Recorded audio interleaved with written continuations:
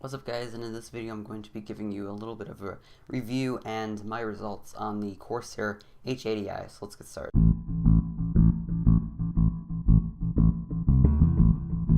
So the design of this is really simple, and it's just basically the radiator sandwiched between two fans. There's one fan, 120mm in the radiator, and then another 120mm fan, and then connected to the water block. Now, due to the limitations of my case, I had to install this kind of in an awkward way.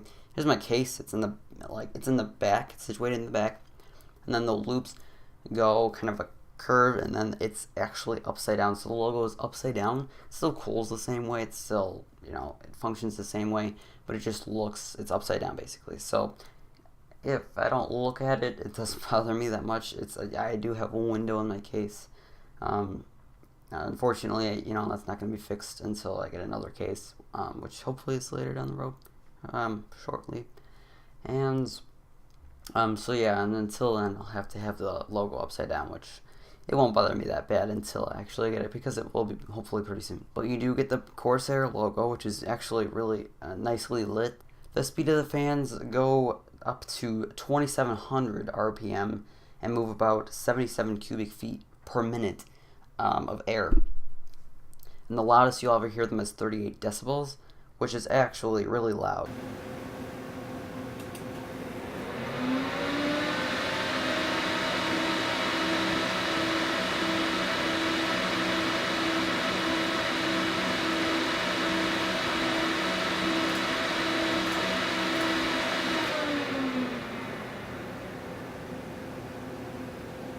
I actually like this water cooler so far. The only thing that doesn't work for me is Corsair Link. I did everything correctly. The USB ports, it's connected to the USB 2 port on my motherboard. Everything's done correctly, but it still doesn't work on Corsair. It just doesn't detect it. So, and Corsair is not the best on their software, even with like their keyboards and just stuff like that. So, they probably have to go in more into detail with software. They should definitely work on that too. Their products are great though, but it doesn't work for me, so I couldn't get a chance to work with that.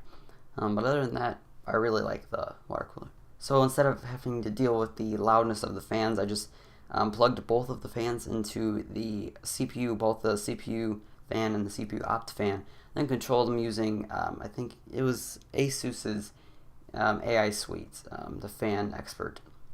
And then I all the way down is 20%, and they're near their lowest RPM, so I can barely hear them, especially right now they're at the lowest setting. But and then I kind of the fan curve kind of ranks up when it gets to a higher like a really high temperature. Previously I had the Cooler Master Hyper TX3, and that was a pretty good fan. It was air cooler. It was one of the lower end ones. It wasn't bad. It was kind of loud, especially when I got to the it was like, it's kind of an awkward fan curve. Like, it was pretty silent when it was at the lowest RPMs, but in the middle where it kind of got a little hot, it would be this like higher pitched kind of a ringing noise, and then as it got louder, it sounds more like a fan, which is loud too. Is just as loud as these fans. And on idle, I got around 32 to 35 degrees Celsius, and with the TX3 I probably got around 37 to 41 degrees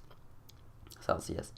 And on load, which is like gaming or rendering, I got, with the TX3, it was pretty high. It was upper 50s, low 60s. And on load with the H80i, it was around 56 degrees. Maybe a little, it depends on how warm or cool the room is, but where a majority of my money's worth got into is overclocking, and I can actually maintain a stable overclock of 4.5 gigahertz, which is actually really good. And those temperatures are the same.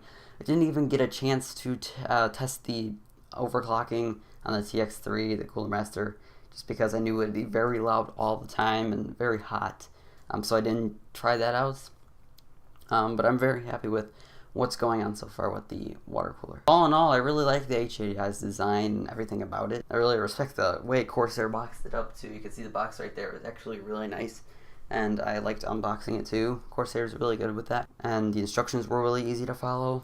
And if you're thinking about getting the Corsair H80i GT, my friend Robert Foley, channel down below, built a computer for his friend Ross, channel down below as well. And they were planning to utilize the H80i GT, and the screw wouldn't fit in, something like that. So I think they just got a defective model, so if you want to try the H80i GT, it should work. I don't think the reviews are bad on it, neither is the H80i. The H80i is good, I like it. So if you're planning to get either or, I would recommend it. Alright guys, thanks for watching this video. If you liked it, make sure you click the like button down below, it helps out a lot. And if you want to see more tech videos, make sure you subscribe down below. I'll see you guys in the next video. Goodbye. What's up guys, in this video I'm going to be giving you a review on the Bose 201 series, the 5th generation bookshelf.